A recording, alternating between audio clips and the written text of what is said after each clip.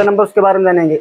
इस समय में अम्ल क्या होता है, क्षार क्या होता है एवं लवण क्या होता है, अम्ल का उपयोग कहाँ होता है, अम्ल किस तरीके से बनाया जा सकता है, सिरके में कौन सा एसिड पाया जाता है, कहाँ पर जैसे चींटी के डंक में कौन सा एसिड पाया जाता है, ये सभी जगह हम लोग देख लेंगे। ठीक, पहला नंबर जो सबसे पहले है वो अम्ल। अम्ल किसे कहते हैं? सबसे पहला क्या बनता है? अम्ल। जैसे पुराने समय में हम लोग, ऐसा नहीं है कि आज ही हम लोग अम्ल से परिचित हैं, बहुत समय पहले अम्ल के रूप में जितने भी खट्टे पदार्थ थे उसको यूज किया जाता था अम्ल के रूप में। जैसे आज आर्हीनियस नामक एक वैज्ञानिक थे, आर्हीनियस, कौन था? आर्हीनियस। आर्हीनियस ने ही जो आधुनिक परिभाषा दी है वो अम्ल की दे दी है। लेकिन आर्हीनियस के पहले ये माना जाता था कि जितने भी चीज खट्टे होते हैं वो सभी क्या हैं? अम्ल। जैसे नींबू हो गया, आंवला हो गया, इमली होगा, ये सभी में क्या है? अम्ल कह देते थे। यानी पुराने समय में ये बोला जाता था कि आर्हीनियस के पहले कि जो भी चीजें खट्टी हैं वो अम्ल हैं, या जो भी चीजें खट्टी होती हैं वो अम्ल उसमें पाया जाता है। ये तो बात सही है कि जो भी चीज खट्टी रहती है उसमें अम्ल पाया जाता है, लेकिन अम्लों के कई प्रकार होते थे। ठीक, लेकिन आर्हीनियस नामक वैज्ञानिक ने आया और उन्होंने एक नई परिभाषा दिया, किसका? अम्ल का। बोले कि जो अम्ल होता है वो जल में घुलकर H+ आयन देते हैं। क्या देते हैं? H+ ion. अब मैटर ये बनता है कि H+ आयन क्या है ये, यानी इसी को बोलते हैं हाइड्रोजन आयन। क्या बोलते हैं? हाइड्रोजन। अगर जल में घोलोगे, जैसे नमक होता है ना, नमक का सूत्र क्या होता है? NaCl। अगर इसको घोल दोगे जल में तो Na+ अलग होगा, Cl अलग हो जाएगा ना। इसी तरीके से अगर किसी भी एसिड को या किसी भी अम्ल को अगर हम लोग घोलते हैं किसमें? जल में, तो वो जल में घुलकर क्या देगा? हाइड्रोजन आयन देगा, H+ आयन देता है। ठीक, या हम लोग कह सकते हैं कि वैसे यौगिक जिनके पास विस्थापनीय हाइड्रोजन आयन हो, क्या हो? विस्थापनीय हाइड्रोजन आयन हो, वो क्या कहलाएंगे? एसिड, अम्ल कहला देंगे। ठीक, अम्ल स्वाद में कैसा होता है? खट्टा होता है। तो ये हम लिख दिए हैं कि अगर कोई अम्ल है वो जल में घुलेगा तो क्या देना चाहिए? Hydrogen ion. यानी अगर जल में घुलकर जितना ज्यादा H+ आयन देगा उतना ही वो स्ट्रॉन्ग एसिड होगा। मेरी बात समझे ना? समझे? अगर 1 लीटर पानी लीजिए, उसमें इतना आटा डाल दीजिए, घोल दीजिए, तो उतना प्रबल नहीं होगा, उतना गाढ़ा नहीं होगा। लेकिन इसमें 1 किलो घोल दीजिए, एकदम गाढ़ा बन जाएगा। तो इसी तरीके से यानी किसी भी एसिड में जितना, जल में घोलने पर जितना H+ आयन उसमें घुल जाएगा रहेगा, वो उतना ही ज्यादा खतरनाक होगा। ठीक, अब जैसे अम्ल में हो जाता है HCl, HNO3, H2SO4, CH3COOH, H3PO4। ठीक, और HCl होता है, हाइड्रोक्लोरिक अम्ल होता है, ढेर सारा। ये सभी क्या है? अम्ल के उदाहरण है। ठीक, अम्ल को उदाहरण देख लेते हैं कि अम्लों का गुण क्या होता है। एक pH स्केल बनाए थे PH सोरेनसन साहब ने, अम्लों एवं क्षारों को मापने के लिए, अम्लों एवं क्षारों की तीव्रता मापने के लिए किसका यूज किया जाता है? pH स्केल का। आप देखो कि कोई चीज एक में एसिड रखा हुआ है, एक में वाटर रखा हुआ है, पहचान में तो आएगा नहीं।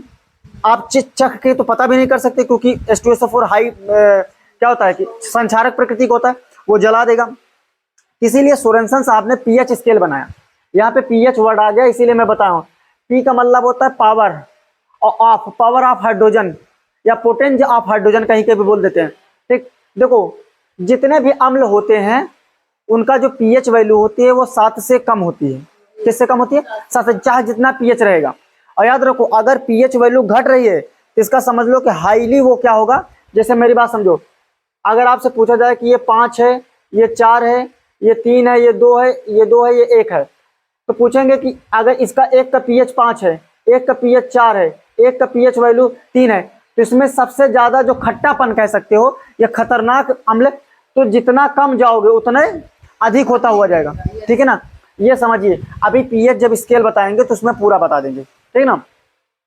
तो अम्लों के pH मान कितना होता है? 7 से कम होता है। 7 रहेगा तो उदासीन होता है। अब देखो, प्रबल अम्ल जो होता है उसकी जो pH वैल्यू होती है 0 से 3.5, यानी 0 से 3.5 हमारे यूज लायक नहीं होता है, मतलब बहुत खतरनाक होता है अम्ल। और जो दुर्बल अम्ल होते हैं, डाइल्यूट एसिड, वो उसका pH वैल्यू कितना होता है? हाँ, 3.5 से 7 तक, 7 के बीच का होता है। 7 पे तो जो उदासीन ही हो जाएगा। ठीक, 7 रहेगा तो ना तो अम्ल रहेगा ना तो क्षार रहेगा, यानी वो उदासीन रहेगा। देखो अम्ल कैसा होता है? स्वाद में खट्टा होता है। यह नीले लिटमस पेपर को लाल कर देता है। ठीक, नीले लिटमस पेपर को लाल कर देता है। अच्छा कहोगे सर जी ये नीले लिटमस पेपर की क्या आवश्यकता होगी, क्या बनाने के लिए आवश्यकता होगी? आप सोचो कि पहचानने के लिए कि जैसे दो विलियन रखे हुए हैं, दो विलियन रख देगा, एक में पानी है, एक में पानी है, एक में क्षार है और एक में एसिड हो गया, तो इस नीले लिटमस पेपर को डाल के चेक किया जाता है। तो जैसे नीला लिटमस पेपर रहेगा, एसिड में डालोगे तो कैसा हो जाएगा, लाल, तो उससे व्यक्ति को पता चल जाएगा इसमें क्या है, एसिड है, नहीं तो हाथ डाल देगा जल जाएगा। ठीक, यानी ये नीले लिटमस पेपर को लाल कर देता है। अब आ जाती है एक मेथिल ऑरेंज, ये भी सूचक है, क्या है, मेथिल ऑरेंज, यानी ये भी एक लिटमस पेपर भी है, क्या है, सूचक, इंडिकेटर है, यानी बताने वाला कि ये अम्ल है, ये क्षार है, ये लवण है, ठीक है ना। तो नीला जो लिटमस है उसको लाल कर देता है कौन, अम्ल। एक मेथिल ऑरेंज को किस कलर में चेंज कर देता है, लाल, रेड में चेंज कर देता है, अगर गुलाबी रहेगा तब पर भी मार देना। ठीक, देखिए हल्दी होता है, हल्दी जानते हैं ना, अगर हल्दी को ये पीला कर देगा तो तो ऑलरेडी पीला रहता है भाई, हल्दी को ये किसके साथ, हल्दी को जैसे तैसा छोड़ देगा, यानी अम्ल हल्दी के साथ क्या कर देगा, पीला कर देगा। यानी आप हल्दी लीजिए, हाथ में लगाइए और जाकर अगर एसिड को छुएंगे या सिरका उरका को, विनेगर को, तो वो क्या कर देगा, पीला और बना देगा। मेरी बात समझे ना, समझे। ठीक, देखो फिनप्थिलिन भी, ये भी सूचक है, इसके साथ क्या देता है, रंगीन, यानी कोई रंग जैसे तैसे छोड़ देता है। अब देखो जो एसिड होता है ना, एसिड का जलीय विलयन विद्युत का सुचालन का काम करता है। कैसा काम करता है, सुचालक, यानी उसमें से इलेक्ट्रिसिटी फ्लो हो जाएगी इधर से, इसीलिए बैटरियों में H2SO4 डालते हैं। H2SO4 क्या है, अम्लीय है, तो बैटरी में डाला जाता है, ये सुचालक का काम करता है। देखो अम्ल जो होता है, अगर उतने ही कंसंट्रेशन का, यानी उतने पीएच का अम्ल और उतने पीएच का क्षार मिला दोगे, यानी अगर, हाँ, अगर अनुपात में, सही अनुपात में अगर मिला दोगे तो वो उदासीन एक लवण बन जाएगा। क्या बन जाएगा, इसी को उदासीनीकरण भी कहते हैं। क्या कहते हैं इस रिएक्शन को, उदासीन, यानी अम्ल एवं क्षार को मिला देना उदासीनीकरण कहलाता है।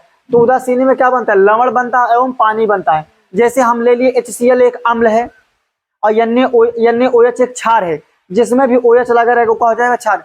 NaOH एक क्षार है, तो यहाँ से ये Na हो गया, ये Cl हो गया, ये बन गया सोडियम क्लोराइड, यहाँ पे एक हाइड्रोजन, 2 हाइड्रोजन, यानी H2 बन गया और एक ऑक्सीजन, H2O पानी बन गया। मेरी बात समझे ना, समझे। यानी अम्ल एवं क्षार की परस्पर अभिक्रिया से क्या बन जाता है, लवण बन जाता है। अम्ल जो होता है धातु से रिएक्शन करके हाइड्रोजन गैस को रिलीज करता है। देखिए अम्ल जो है वो इसके सिर्फ हाइड्रोजन गैस को रिलीज करता है, बस ध्यान दो बस को। अम्ल धातुओं से क्रिया करके, मेटल से रिएक्शन करके क्या सॉल्ट बनाएगा ही बनाएगा, लेकिन क्या रिलीज करेगा, हाइड्रोजन रिलीज कर देगा। जैसे HCl एक क्या है, एसिड है, और सोडियम क्या है, एक धातु है, इससे साथ रिएक्शन का तो NaCl एक लवण बना दिया और H2 का कर दिया, रिलीज कर दिया। ये सभी चीज देखते चलिए। अब हम लोग देखते हैं कि टाइप ऑफ एसिड, एक दुर्बल, एक क्या होता है, वीक एसिड होता है, एक स्ट्रॉन्ग एसिड होता है। कैसा एसिड, स्ट्रॉन्ग एसिड एवं वीक एसिड। वीक एसिड क्या होता है, अगर वीक एसिड को जल में घोलोगे तो वो पूर्णतः आयनित नहीं होगा, यानी पूर्णतः उसके जो आयन होंगे, H+ आयन होंगे, जल में पूर्ण रूप से फैलेंगे नहीं। ठीक, यानी ये जो होता है वीक एसिड को हम लोग यूज भी कर सकते हैं, ये प्रकृति में पाया जाता है। कहाँ पाया जाता है, प्रकृति में। यानी जितने भी एसिड हम लोग यूज करते हैं वो कैसे होते हैं, जैसे विनेगर में CH3COOH, यानी सिरका का सूत्र होता है। ठीक, ये कैसा एसिड है, दुर्बल अम्ल है, और ये भी दुर्बल अम्ल। यही जो अम्ल है गठिया के रोग के इलाज में होता है। हाँ ठीक, क्या है, HCOOH। ठीक, अब ये होता है ऑक्जेलिक एसिड, ये भी ऑक्जेलिक एसिड। आपसे पूछते हैं कि विनेगर एवं सिरका में एसिटिक एसिड कितना % होता है, 2 से 3%। ठीक, यानी वीक एसिड समझ में आया। वीक एसिड क्या होता है कि जल में घुल करके पूर्णतः आयनित नहीं है। कौन सा, हाइड्रोजन, यानी वैसे अम्ल जिसमें हाइड्रोजन हो परंतु ऑक्सीजन ना हो। ठीक, यानी वैसे अम्ल जिसमें क्या हो, हाइड्रोजन हो और ऑक्सीजन ना हो, तो वो क्या कहलाएगा, हाइड्रोजन एसिड। जैसे HCl, इसमें कहीं पर भी ऑक्सीजन दिख रहा है नहीं, तो ये कैसा हो जाएगा, इसमें हाइड्रोजन तो है लेकिन ऑक्सीजन नहीं। जैसे HF, हाइड्रोजन फ्लोराइड में कहीं पर भी ऑक्सीजन है नहीं, HF में नहीं ना। अच्छा ये बताओ, हाइड्रोजन फ्लोराइड का उपयोग जानते हो, कांच पर लिखने के लिए यूज किया जाता है। किसमें, कांच पर लिखने के लिए यूज किया जाता है। लिखने की बात आ ही गई है तो परमानेंट जो हाथ में इंक पे लगाता है वो चुनाव के बाद, इंक नहीं लगाता चुनाव के बाद, उसमें क्या यूज किया जाता है? उसमें AgNO3 का यूज किया जाता है। लूनार कास्टिक किसका नाम है? AgNO3 को क्या बोलते हैं? Lunar caustic. तो हाइड्रोजन जो फ्लोराइड है ये कहां पर लिखने के लिए? कांच पर लिखने के लिए। किस पे? कांच पर लिखने के लिए यूज किया जाता है। अब HBr, देखो HBr हाइड्रोजन ब्रोमाइड, HBr में कहीं पर भी आपको ऑक्सीजन दिख रहा है? लेकिन है क्या ये? एसिड है ना? तो कैसी एसिड हुआ? हाइड्रोजन एसिड हुआ। ठीक, ये सभी यानी ऐसे एसिड जिसमें हाइड्रोजन तो उपस्थित हो परंतु ऑक्सीजन ना उपस्थित हो उसे क्या बोल देंगे? Hydrogen acid. क्या उनसे एसिड बोल देंगे? Hydrogen acid. ठीक, अगला है ऑक्सी एसिड। कैसी एसिड? ऑक्सी। इसमें क्या होता है कि हाइड्रोजन एवं ऑक्सीजन दोनों उपस्थित रहता है। किसमें? हाइड्रोजन एवं ऑक्सीजन दोनों क्या रहता है? उपस्थित रहता है। उसे क्या बोल देते हैं? ऑक्सी, हाँ ऑक्सी एसिड। क्या ऑक्सी? जैसे H2SO4, H2SO4 लिखेंगे तो इसमें क्या है? H2SO4, हाइड्रोजन आ गया, ऑक्सीजन भी आ गया, यानी ऑक्सीजन और हाइड्रोजन दोनों आ जाए तो क्या बोल देंगे? Oxy acid. लेकिन हाइड्रोजन अकेले ऑक्सीजन ना आए तो हाइड्रोजन एसिड। ये इतना समझ में आया है। अब देखो एसिड जो होता है दो अवस्थाओं में रह सकता है। अम्ल जो होता है दो अवस्थाओं में। अगर थोड़ा बहुत अम्ल है उसमें झझोर के पानी डाल दिया, मतलब उसके औकात से ज्यादा, तो एकदम कैसा हो जाएगा? तनु हो जाएगा। तनु समझ रहे हो? सब्जी आप लोग बनाओ, कहते कि रसेदार बनाना, तो रसेदार मतलब एक बाल्टी पानी डाल दो एकदम तैर जाएगा, तो वो कैसा हो जाएगा? तो वो तनु हो जाएगा। और गाढ़ा गाढ़ा बना दिए, 2 घंटा रख एकदम उबाल दिए, पानी सब सब भाप बन के उड़ गया, एकदम गाढ़ा बन जाएगा, तो वो कहा जाएगा हाँ कॉन्सेंट्रेटेड, मतलब शांत बन जाएगा। यानी ऐसा अम्ल जिसमें पानी की मात्रा कम हो। अच्छा ये बताओ कि ये वाला खतरनाक होगा, ये वाला खतरनाक हो? सांद्र वाला ज्यादा खतरनाक होगा। ठीक, यानी ऐसा अम्ल जिसमें पानी की मात्रा बहुत कम हो तो वो कैसा होगा? सांद्र अम्ल। कैसा हो जाएगा? तनु अम्ल, ओसान सांद्र अम्ल। और ऐसा अम्ल जिसमें पानी की मात्रा ज्यादा हो तो क्या हो जाएगा? हाँ डाइल्यूट एसिड हो जाएगा, यानी तनु अम्ल हो जाएगा। ठीक, अब बताओ कि फार्मिक एसिड, अब देखते हैं कि कौन सी एसिड कहां कहां पे पाई जाती है। जैसे फार्मिक एसिड होती है, इसको मेथनोइक अम्ल भी बोलते हैं। फार्मिक एसिड का नाम क्या है? मेथनोइक अम्ल। सब लोग सोचते होंगे चीटी उटी के डंक में पाया जाता है, लेकिन फार्मिक एसिड का सूत्र है HCOOH। ठीक है ना? HCOOH होता है, या आप इसको भी लिख सकते हो क्या? COOH2 भी लिख सकते हो। ऐसे भी ये भी क्या हो? फार्मिक एसिड, यानी इसका मेथनोइक अम्ल नाम है। ये चींटी के डंक में, किस में पाया जाता है? चींटी के डंक में, मधुमक्खियों के डंक में, ठीक है ना, और बिच्छू के डंक में, ये सब क्या पाई जाती है? मेथनोइक अम्ल। ठीक, यानी फार्मिक एसिड। चींटी का अध्ययन क्या कहलाता है? मिमिक्रोलॉजी। ठीक है ना? अब जाते हैं बेंजोइक एसिड। कौन सा एसिड? बेंजोइक, घास वाला। बेंजोइक एसिड कहां पाया जाता है? तो घास में। बेंजोइक एसिड कहां मिलती है? घास में। अच्छा घास का अध्ययन क्या कहलाता है? हाँ एग्रोस्टोलॉजी कहलाता है, एग्रोस्टोलॉजी। अगला देखते हैं कि ऑक्सैलिक एसिड। कैसा? ये टमाटर में पाया जाएगा, पालक में पाया जाएगा। ठीक, टमाटर का जो लाल रंग लाइकोपेजेन के कारण, किसके? लाइकोपेजेन का टमाटर। अब देखो ये जो ऑक्सैलिक एसिड होता है सूत्र HO, फिर C को एक बार उल्टा लिखना है, एक बार इसको सीधा लिख देना है, बस और कुछ नहीं करना है। ये किसका सूत्र हो जाएगा? ऑक्सैलिक एसिड का। किसका? ऑक्सैलिक। ये टार्कटिक एसिड, ये इमली में पाया जाएगा। किसमें? इमली में, अंगूर में, कच्चा आम में, ये सब में पाया जाएगा। अच्छा अंगूर का जो खेती करता है वो किस कल्चर में आता है? विटी कल्चर में। किसमें? विटी, मधुमक्खियों का पालन। हाँ ठीक, यानी ये कैसा है? तो विटी कल्चर हो गया। एक होता है ग्लूटोनिक एसिड, ये गेहूं में पाया जाता है। ग्लूटोनिक एसिड किस में पाया जाता है? गेहूं में। गेहूं का वैज्ञानिक नाम क्या है? हाँ ट्रिटिकन स्टेरियन होता है। ठीक, सभी का वैज्ञानिक नाम रखा है। जैसे मेढक का रानाटिगिना, बिल्ली का फेलिस डोमेस्टिका। ठीक, ये सभी नाम याद रखना है।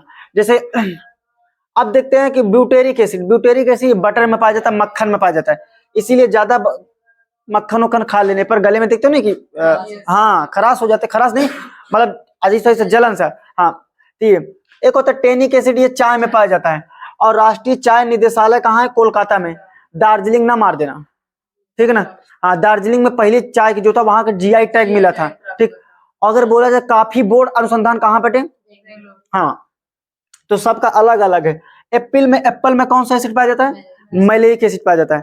ठीक, एप्पल में क्या कहते हैं कि काट देने पर थोड़ी देर बाद रेड हो जाता है, किस लिए होता है, काट देने पर उसमें आयरन की अधिकता होती है।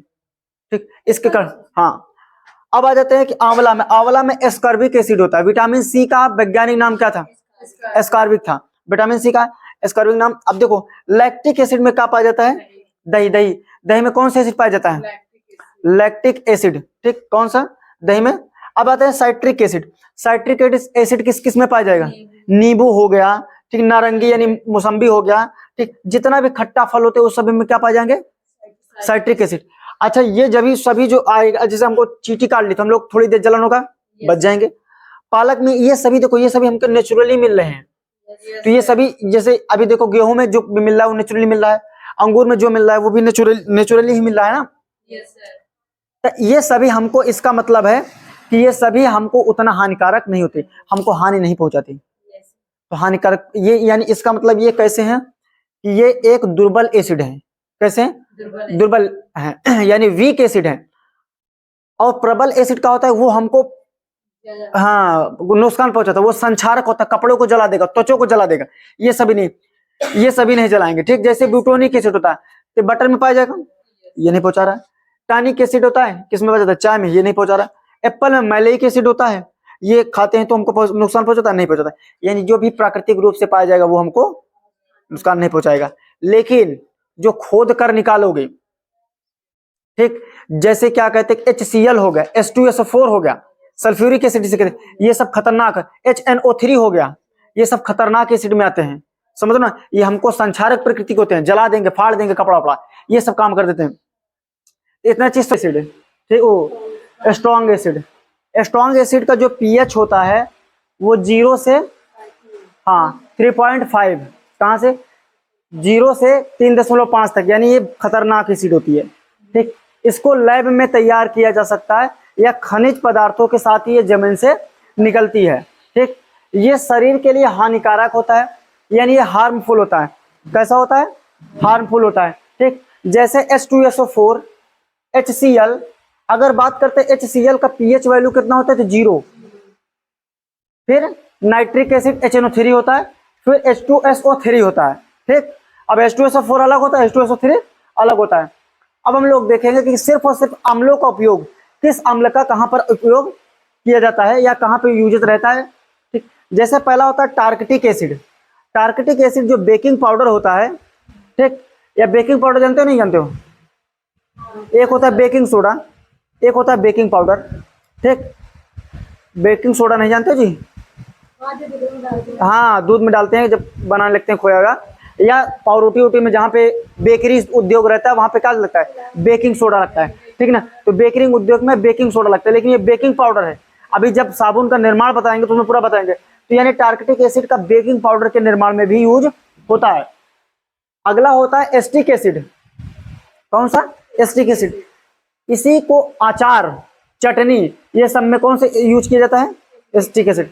देखो जब आम का अचार उचार बनाया जाता है तो में एसिड डाल दिया जाता है तो उसकी आयु बढ़ जाती है, यानी खाद्य संरक्षण का भी काम करता है। कौन, एस्टिक एसिड। एस्टिक एसिड किसका काम करता है, खाद्य संरक्षण का भी काम करता है। आप लोगों से पूछते हैं जो ये चुरुइया का आने लगा है पैकेट, इसमें कौन सा गैस भरा जाता है, नाइट्रोजन गैस भर दिया जाता है ताकि काफी दिन तक क्या रहे, सुरक्षित रहता है। यानी देखो ये एस्टिक एसिड जो होता है ये खाद्य संरक्षण के भी काम आता है। लेकिन और एक है सोडियम बेंजोनेट, ये भी खाद्य संरक्षण के काम में आता है। ठीक, अब अगला देखो जो बेंजोइक अम्ल होता है, बेंजोइक अम्ल का सूत्र होता है CCH5COOH। ठीक है ना, क्या होता है, C6H5COOH, इसे क्या कहते हैं, बेंजोइक अम्ल। ये भी खाद्य संरक्षण में काम आता है। ठीक, अगला होता है फार्मिक एसिड, ये गठिया रोग के इलाज में भी काम आता है। कौन, फार्मिक एसिड। और ये चमड़ा उद्योग, यहाँ पे लिखा हुआ है कि चमड़ा अनुसंधान या केंद्रीय चमड़ा अनुसंधान कहाँ पे, कानपुर में। तुम एक चेन्नई मत मारना, अभी चेन्नई बता रहे थे, ये कानपुर हो जाएगा। ठीक, अगला है ऑक्सैलिक एसिड। कौन सा, ऑक्सैलिक। ये कपड़ों से दाग झुड़ाने में काम आता है। किसके, कपड़ों से दाग छुड़ाने के काम में क्या आता है? Oxalic acid. देखो करो नींबू मुंह जब कहता है ना लग जाता है तो कहते हैं नींबू लगा छुड़ा लो भैया, यानी एसिड का ही कमाल है ये सब। यानी ऑक्जेलिक एसिड कहाँ पे यूज होता है? कपड़ों के दाग छुड़ाने में होता है। ठीक, अब देखो साइट्रिक एसिड, कौन सा एसिड? साइट्रिक। साइट्रिक एसिड जो होता है मेटल को साफ करने में, किसको? मेटल को साफ करने पे। देखो कभी कभी जो सोनार वोनार लोग आते हैं वो वाला सोनार मत समझ लेना जी, एकदम से साउंड रेंज नेविगेशन वाला, हाँ उसको मत समझना। अच्छा अब सोनार की बात आ ही गई है तो बताओ कि जो शिप की चाल होती है किस में मापी जाती है? समुद्री शिप की नॉट में, नॉट पर हावर। एक नॉट इक्वल टू, एक नॉटिकल मील इक्वल टू कितना होता है? 1852 मीटर या 1.825 ठीक किलोमीटर होता है। मेरी बात समझे नहीं समझे? हाँ अभी जब इसको बताएंगे तो अभी वो बता देंगे। अब ये एस्टिक एसिड समझ में आया, बेंजोइक एसिड समझ में आया, फार्मिक एसिड समझ में आ गया है। अब आते हैं ऑक्जेलिक एसिड, ये भी किसमें? कपड़ों से दाग छुड़ाने में काम आता है। साइट्रिक एसिड ये मेटल को साफ करने में। देखो जो सोनार होता है ना तो आपसे लेता है सोना या चांदी लेता है तो कह दीजिए भैया हम इसको फ्री में साफ कर देंगे, वो फ्री में साफ नहीं करता, इसी से साफ करता है। और जब ये साफ करेगा तो सोने का कुछ पार्टिकल चट जाएगा और चट के उसमें जाएगा, बढ़िया सब चट के उसमें उसके इसमें चला जाएगा और बाद में वो बैठ के छानेगा, उसको निकालेगा। अब बताओ 20 लोगों का छाना तो अगर 2 ही 3 भी ग्राम हो गया सोना तो कितना महंगा है, उसका काम तो हो गया। ठीक, ये सब होता है, फ्री में कुछ नहीं करने वाला। साइट्रिक एसिड मेटल को साफ करने में और खाद्य संरक्षण में भी यूज होता है। एक होता है कार्बोनिक अम्ल, कौन सा? कार्बोनिक अम्ल। ठीक, इसका H2CO3 होता है, ये कोल्ड ड्रिंक एवं सोडा वाटर में, किसमें? कोल्ड ड्रिंक एवं सोडा वाटर में ठीक यूज करता है। आप लोग कुछ दिन बताए थे कि कोल्ड ड्रिंक या सोडा वाटर का निर्माण सर्वप्रथम किसने किया था? बताओ जल्दी से। ठीक, अब आते हैं दूसरा है फास्फोरिक अम्ल, इसको आर्थोफास्फोरिक भी कहते हैं। H3PO4 फास्फोरिक अम्ल, यह भी कोल्ड ड्रिंक में खट्टापन लाने का काम करता है। जो खाने के बाद कोल्ड ड्रिंक में खट्टापन आता है ना, वो किसके लिए, किसके कारण आता है? आर्थोफास्फोरिक। अच्छा बताओ कोल्ड ड्रिंक समांगी मिश्रण है कि विषमांगी मिश्रण है? हाँ, अच्छा बताओ कोल्ड ड्रिंक में किस किस चीज का, कोल्ड ड्रिंक जो विलयन रहता है किस किस चीज का मिश्रण रहता है उसमें? रहेगा तो वायु रहेगा और पानी रहेगा, यानी लिक्विड एवं एयर का रहेगा। ऐसे उसको हिला पर देखो, अभी ऐसे उसको आराम से रखे रहोगे तो क्या है वो? अभी एकदम समांगी मिश्रण है। ठीक, वो अभी विलयन कहलाएगा। और जहिया हिला के छोड़ा को तो ढप्पन उप्पन सब लेकर उड़ पुड़ जाएगा, तो वो आप क्या बन गया? गैस अलग हो गई, इससे गैस अलग, आप विषमांगी बन गया। मेरी बात समझे नहीं समझे? ठीक, अच्छा बताओ लोहे में जंग लगने पर लोहे का भार बढ़ता है कि घटता है? पहले तो बढ़ेगा बाद में घटेगा, इसको हम बताते ना, पहले को बढ़ेगा लेकिन बाद में घटेगा, लेकिन अल्टीमेट रूप से क्या होगा? घटेगा। ठीक, लोहे पे जंग लगने के लिए क्या क्या किस किस चीज की आवश्यकता होती है? ठीक, नमी की जरूरत होनी चाहिए और ऑक्सीजन की जरूरत होती है। लोहे का सूत्र क्या होता है? फेरस ऑक्साइड या फिर ओ या फिर 2O होता है। बताओ लाफिंग गैस किसे कहते हैं? N2O को, N2O को। नाइट्रस ऑक्साइड को क्या बोलते हैं? Laughing gas. नीला थोथा का सूत्र जानते हो? अभी सब बताएंगे इसमें। तो आज फास्फोरिक अम्ल का यूज कहाँ पे? तो कोल्ड ड्रिंक के खट्टापन में। देखो जो HCl होता है हाइड्रोक्लोरिक अम्ल, ये हमारे अमाशय के किस पार्ट में होता है? अमाशय के कितना पार्ट होता है पहले ये बताओ तुम लोग? कार्डिक, फंडिक एवं पाइलोरिक, 3 पार्ट होता था ना, कौन कौन सा? कार्डिक, फंडिक एवं पाइलोरिक। तो ये अमाशय में बनता है। ठीक, अब ये अमाशय में बनता है, हाँ ठीक है। देखो अमाशय में बनता है ना, ये सबसे खतरनाक है। क्या है? खतरनाक, यानी इसका जो पीएच वैल्यू वो शून्य है।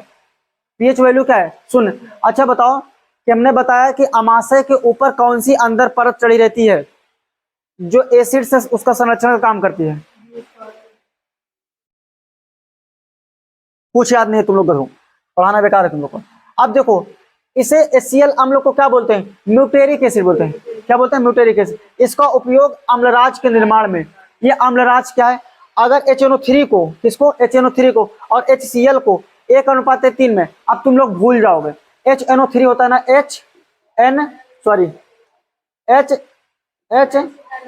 HNO3 हुआ ना, यहाँ पे 3 लगा है ना, 1:3 याद रहेगा, 1:3 का। जहां पे 3 रहेगा वहां 3 नहीं लिखना है, यानी 1:3, यानी HCl और इसको मिलाने में बनता है HCl। यानी जहां पे 3 है वहां पे 3 नहीं रहेगा, ठीक है ना, इसके बगल वाले में 3 रहेगा। यानी इसको HNO3 यानी नाइट्रिक एसिड एवं हाइड्रोक्लोरिक अम्ल को 1:3 के अनुपात में मिलने पर जो बनता है वो क्या कहलाता है? अम्ल। क्या कहता है? अम्लराज, यानी एक्वारेजिया कहलाता है। क्या कहलाता है? एक्वारेजिया। मेरी बात समझो, अम्लराज धातुओं को गला लेता है अपने में, जैसे होगा कौन सा? सोना एवं प्लेटिनम को अपने आप में क्या कर लेता है? घोल लेता है। ठीक, सोने का परमाणु क्रमांक बताओ कितना होता है? 70। प्लेटिनम का 78। ठीक, जिंक का परमाणु क्रमांक बताओ। जिंक का कितना होता है? 30 होता है, ठीक ना। पोटेशियम का कितना होता है? पोटेशियम का 19 होता है, ठीक। अच्छा, अगर देख के बता दे पोटेशियम मेटल है कि नॉन मेटल है, बता लोगे? अभी उस दिन बताए थे मेटल नॉन मेटल, कैसे किस तरीके से बताओगे? मेटल है। पोटेशियम कैसे, हमको किस तरीके से, कोई तो थ्योरी होगी हाँ के अंदर जो मार दिए। ये बताओ कि सुनो, मेटल के लास्ट ऑर्बिट में 1 2 3 रहता है, कितना रहता है? 1 2 3, ठीक, 1 2 3 होगा। और नॉन मेटल के हो जाएगा 5 6 7, इतना होगा, ठीक। 4 का कोई ठिकाना नहीं, कौन भी कर लेता है, जैसे कार्बन हो गया। मेरी बात समझे ना? सब एसिड, कौन सा एसिड? सल्फ्यूरिक अम्ल, ठीक। इसे क्या बोलते हैं? कि किंग ऑफ ऑल एसिड, यानी अम्लों का राजा। अम्लराज नहीं जी, अम्लराज अलग होगा, वो अम्लों का राजा अलग हो जाएगा। तो अम्लों का राजा कौन हो जाएगा? H2SO4। अम्लराज का होता है कि HNO3 और HCl को 1:3 के अनुपात में मिला देने पर क्या बन जाएगा? अम्लराज, एक्वारेजिया बन जाएगा। लेकिन अम्लों का राजा कौन है? हाँ, sulphuric acid. King of chemical, यानी रासायनिकों का भी राजा है ये, किंग ऑफ, हाँ एमकल, केमिकल। देखो, इसी को थोथे का तेल या कशीस का तेल भी कहते हैं। किसे? सल्फ्यूरिक एसिड को। देखो, अगर यहाँ पे 3 लगा दिया तो सल्फ्यूरस हो जाएगा। क्या हो जाएगा? सल्फ्यूरिक नहीं, सल्फ्यूरस हो जाएगा। क्या हो जाएगा? सल्फ्यूरस। सल्फ्यूरस एसिड, वो भी एसिड है और ये भी एसिड है, ठीक। इसे नीले का थोथे का तेल या कशिश का तेल कहते हैं। कार की बैटरी, इन्वर्टर की बैटरी, शीशा संचार की बैटरी, ये सभी जगहों पर तेजाब के रूप में डाला जाता है। तेजाब में भी डाला जाता है ना, कहीं लिखेंगे तेजाब नहीं लिखेंगे, ठीक। देखो, पेट्रोलियम रिफाइनरी में भी इसका यूज किया जाता है। इसका, हाँ, H2SO4 का। देखो, अब आ जाता है नाइट्रिक एसिड, HNO3। इसे क्या बोलते हैं? Nitric acid. यह विस्फोटक चीज बनाने में या उर्वरक के निर्माण में या लैब में इसका यूज किया जाता है, ठीक है ना, विस्फोटक पदार्थ में। अगर आपसे पूछे कहते कि विश्व में सबसे पहला विस्फोटक चीज क्या बना था, तो डायनामाइट, हाइड्रोजन बम मार देना। क्या होता है? डायनामाइट। डायनामाइट को किसने बनाया था? अल्फ्रेड नोबेल ने। किसने बनाया था? अल्फ्रेड नोबेल ने। सबसे पहले अल्फ्रेड नोबेल ने डायनामाइट बनाया था पत्थरों को उड़ाने के लिए, लेकिन बाद में आदमी उड़ाए जाने लगे इससे, ठीक। अब हाँ, बिल्डिंग उड़ाई जाने लगी। अब देखो, ये एसिड रेन क्या होती है, अम्ली वर्षा क्या होती है। फर्स्ट जो बारिश होती है हम लोग साइड बोला जाता है कि उसमें मत भीगिए, नहीं तो बड़े बड़े क्या निकल जाएंगे, पपोले निकल जाएंगे, फुंसी निकल जाएगी। इसमें सल्फर डाइऑक्साइड और नाइट्रस डाइऑक्साइड होता है, ठीक, या SO2 या NO2 होता है। ये निकलता कहाँ है? तो इंडस्ट्री के धुओं से। किससे निकलता है? इंडस्ट्री के धुओं से। इन्हीं दोनों के कारण जो ताजमहल है हमारा क्या हो जाता है? पीला पड़ता जा रहा है। ताजमहल बना है, ताजमहल इसके कारण, जैसे हमारा मथुरा है, मथुरा में तेल शोधन कारखाना है ना, मथुरा के बगल ही आगरा है।